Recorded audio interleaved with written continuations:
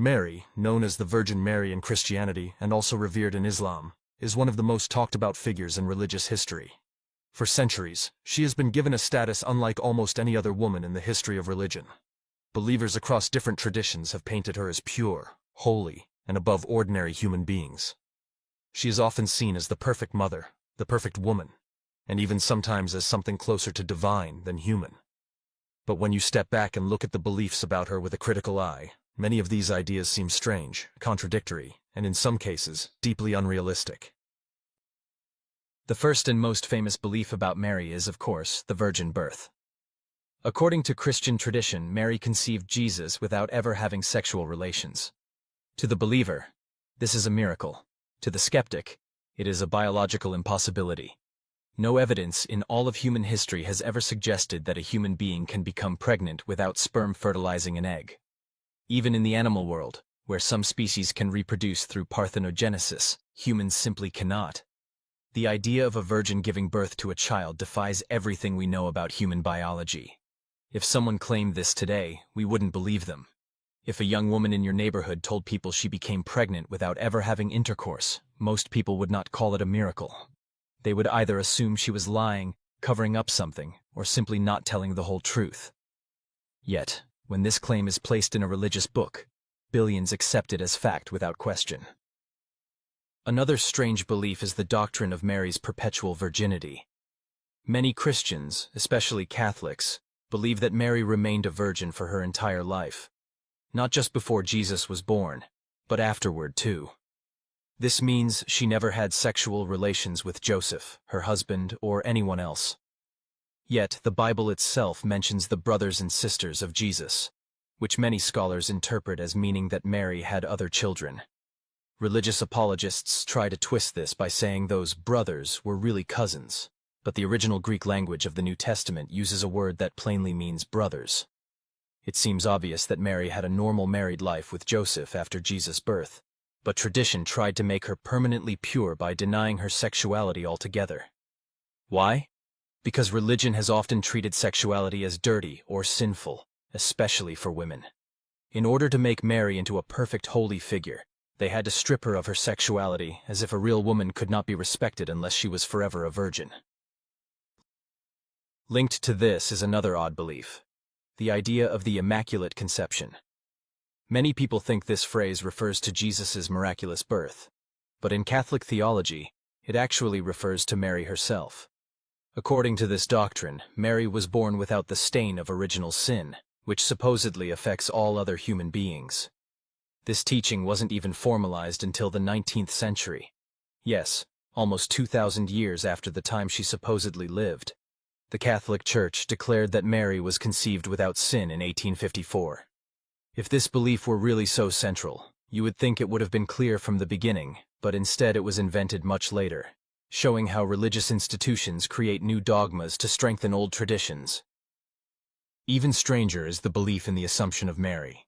This is the teaching that, at the end of her life, Mary did not experience a normal human death, but was taken up bodily into heaven. In other words, her body never decayed in a grave like everyone else's. The problem is, there is no evidence of this at all. The Bible never mentions it. There are no historical records. The idea comes from legends that developed centuries later, when people wanted to elevate Mary even higher. In 1950, Pope Pius XII declared this belief an official dogma of the Catholic Church. Imagine that, almost 2,000 years after her supposed lifetime, a pope simply declared that Mary's body went straight to heaven, and now Catholics are required to believe it. Islam also has unusual beliefs about Mary. In the Quran, she is described as one of the greatest women in history, and even an entire chapter is named after her, Surah Maryam. According to Islamic tradition, she was chosen above all other women, and like Christianity, Islam also teaches that she gave birth as a virgin. But here's the strange part. The Quran also appears to confuse Mary, the mother of Jesus, with Miriam, the sister of Moses and Aaron, who lived many centuries earlier. This has puzzled scholars for a long time. Religious defenders try to explain it away, but to many it looks like a historical error. If God was truly the author of the Quran, wouldn't he know the difference between two women separated by hundreds of years? Then there are the countless miracles and apparitions linked to Mary. Around the world, people claim to see visions of her, on walls, in the clouds, in the bark of trees, even on slices of toast. One of the most famous is the apparition of Our Lady of Guadalupe in Mexico, where millions believe Mary appeared to an indigenous man in the 1500s. Another is the apparition at Lourdes in France, where Mary supposedly appeared to a girl named Bernadette. These sites have become massive centers of pilgrimage, attracting millions of visitors each year.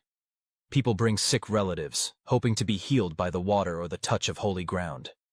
But in reality, the evidence for these visions is always subjective. One person claims to see something, and others follow. If someone today said they saw Elvis in the clouds, most people would laugh. But when the vision is claimed to be Mary, it is taken seriously. It's an example of how faith gives special status to claims that would otherwise be dismissed as nonsense. Another peculiar belief is that Mary intercedes for believers. In Catholicism, many people pray directly to Mary, asking her to speak to God on their behalf. This raises a strange question. If God is all-powerful, why would he need his mother to act as a middleman? Why would people feel more comfortable praying to Mary than to God? The answer seems to be psychological. Mary is portrayed as gentle, compassionate, and understanding, a kind of divine mother figure. Many people, especially in times of hardship, feel more comfortable turning to a maternal figure rather than a distant, stern father figure. In other words, the belief is less about divine truth and more about human psychology. Even more unusual is the way Mary is sometimes described as Queen of Heaven. In Catholic prayers and hymns, she is given titles that sound almost divine. Some people even treat her almost as if she were equal to God, which contradicts the supposed monotheism of Christianity. The Bible itself warns against worshipping other beings. But in practice, Mary has been elevated so high that she functions as a goddess in all but name. Statues of her are everywhere, candles are lit in her honor, and prayers are directed at her as though she has supernatural powers. For a religion that claims to worship one God, this creates an obvious contradiction. Historically, the fascination with Mary also reflects something older than Christianity: the worship of mother goddesses. Long before Christianity, ancient cultures worshipped female deities connected with fertility, purity, and motherhood, like Isis in Egypt, Ishtar in Mesopotamia, or Artemis in Greece. Many scholars argue that the cult of Mary simply borrowed from these traditions. People already wanted a divine mother figure, and Mary fit the role. This explains why she became so central in Christianity, even though Jesus himself barely talks about her in the Gospels. The strange beliefs about Mary are not unique. They are part of a long human tradition of turning women into symbols of purity and motherhood, while stripping them of real humanity.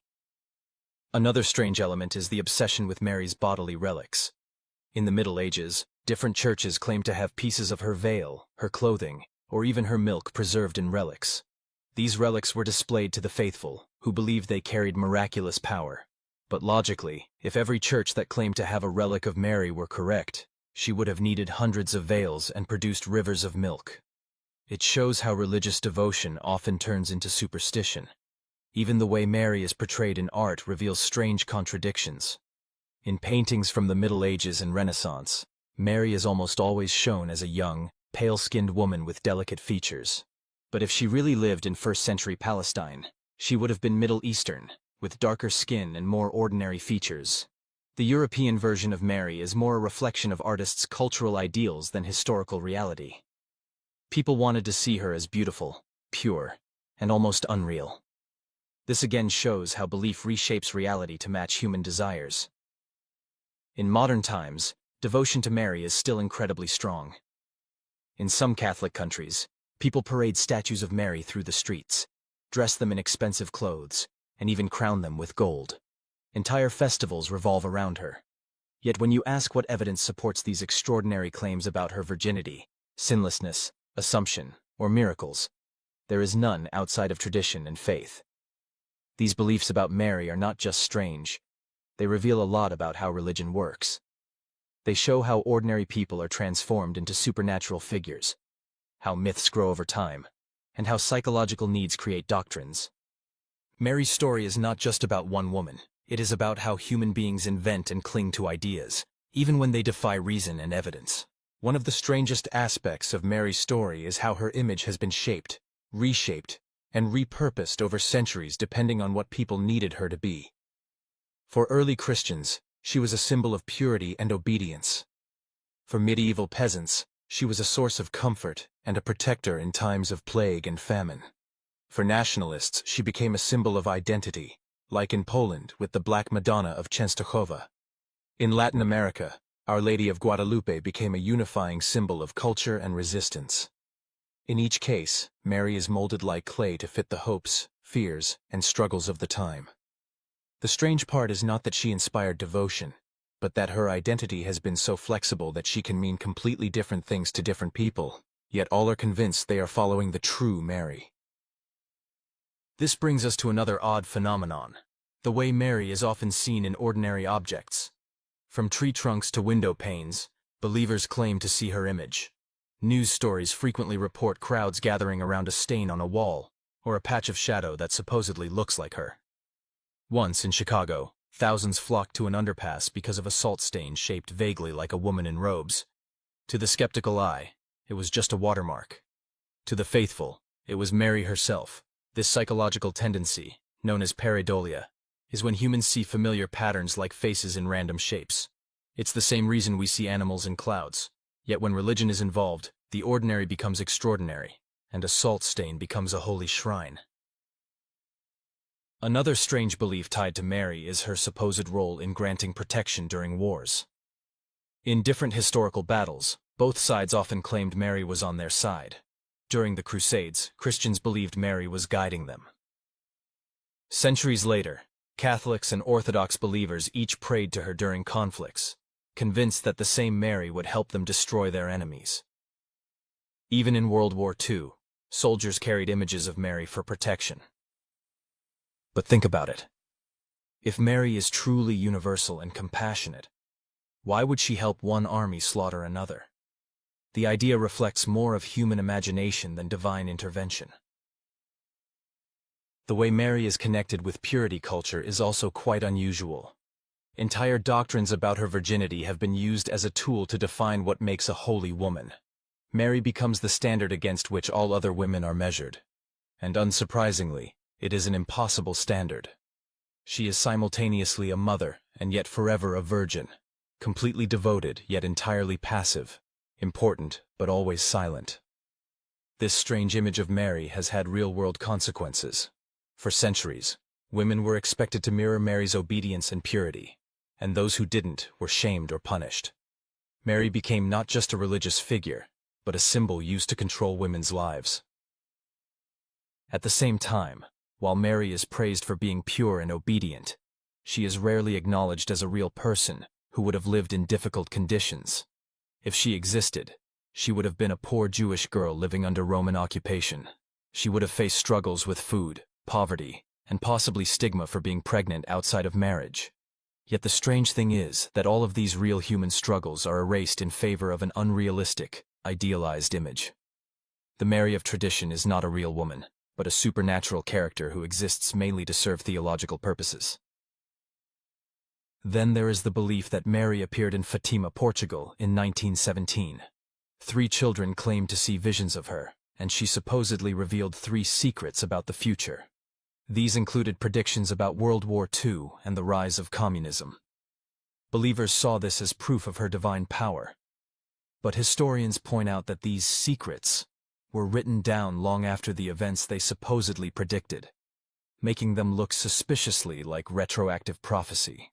The Catholic Church still promotes Fatima as a miracle, even though the evidence is extremely shaky. Once again, faith takes precedence over reason. The contradictions around Mary also extend into theology. In Protestant Christianity, Mary is respected but not worshipped. Protestants often criticize Catholics for going too far with their devotion to her. Yet even among Protestants, there remains a strange fascination with her virginity and purity. It shows how deeply the idea of Mary is embedded in Christian imagination. Even when stripped of dogma, the myth persists. Another oddity is how Mary is portrayed as gentle and peaceful. Yet some apparitions describe her delivering harsh warnings. At Fatima, she supposedly showed the children visions of hell, complete with demons and fire, terrifying them into obedience. In other cases, she has been linked to apocalyptic messages, warning of God's wrath if people do not repent. So, the same Mary who is seen as a compassionate mother also becomes a messenger of fear and punishment. This dual role is strange. She is both comforter and intimidator, mother and enforcer. In many cultures, Mary has also been merged with local deities. In parts of Latin America and Africa, she blends with older goddesses and spirits. For example, in Afro-Caribbean traditions, Mary is sometimes fused with Yamaya, a goddess of the sea. This shows how flexible her image is, capable of absorbing older religious traditions into new forms. It also reveals how human-made religious figures adapt to survive by merging with whatever beliefs already exist. Perhaps one of the most peculiar things is the way Mary is often described as sinless and perfect, yet still fully human. Theologians debate endlessly about how she could live without sin. Did she ever make mistakes? Did she ever have doubts? The official teaching is no. But to imagine a human being without flaws is to imagine someone who is not really human. This creates a paradox. Mary is supposed to be fully human, yet unlike any human who has ever lived. That tension shows the strangeness of the belief. In some Catholic traditions, Mary is even said to have a role in salvation itself. Phrases like, mediatrix of all graces, suggest that every blessing from God comes through Mary. This idea goes beyond honoring her. It places her almost on the same level as Christ.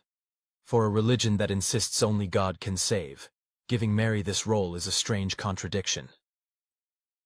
The strange beliefs don't end there. In medieval Europe, some people believed that Mary could literally rescue souls from hell. Stories spread of sinners who were dragged into hell, only for Mary to appear and pull them out. These legends were told to encourage devotion to her, but they reveal how she was given powers far beyond anything in the Bible. Even today, strange practices continue. In some countries, statues of Mary are dressed in elaborate clothing, paraded through towns, and treated as living beings. People talk to the statues, cry before them, and expect them to intervene in their lives. When statues are damaged, communities sometimes react as though a living person has been harmed. This shows how deeply people project life and power into an image. Looking at all these beliefs, it becomes clear that Mary's story is less about history and more about human imagination. She has been a virgin, a mother, a queen, a protector, a goddess, a warrior, and a comforter. She has been everything people needed her to be at different times. That is what makes the beliefs about her so strange. They are not consistent, not historical, and not logical. But they are powerful because they fulfill deep psychological needs. Mary's image reflects humanity's longing for purity, compassion, and protection. She represents the mother many people wish they had, the protector they long for in times of danger, and the comforter they turn to in despair. But when examined closely, the beliefs about her reveal more about human psychology than divine truth. They show how myths grow, how traditions evolve, and how faith transforms ordinary people into timeless symbols. So when we hear about the strange beliefs surrounding Mary, her perpetual virginity, her assumption into heaven, her apparitions on toast or walls, her role as Queen of Heaven, it's worth asking, are these truths about her, or are they truths about us? Do they reveal the reality of a supernatural world? Or do they reveal how far the human mind can go in creating stories to satisfy its hopes and fears? In the end, Mary is not just a figure from religion. She is a mirror reflecting humanity's deepest desires, anxieties, and contradictions. And the strange beliefs about her are strange not because they are rare, but because they show how common it is for people to turn myth into reality, and imagination into faith.